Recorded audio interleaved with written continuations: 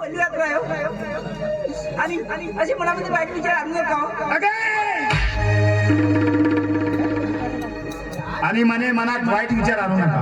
अगं वाईट विचार आणायचं नाही तर काय करायचं? अगं कितीदा विनय करायचं रो, परंतु नाही ते तुला मान्य नव्हतं ना ग.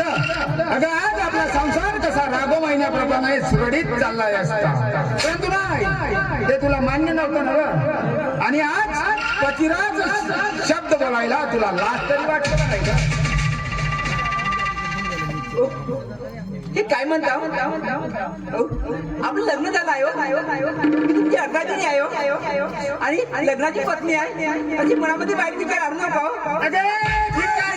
म्हणूनच मी तुझ्या सोबत लग्न केलंय, संसार थाटण्यासाठी नव्हे, ते सुद्धा मामाच्या सांगण्यावरून मी तुझ्या सोबत लग्न केलंय.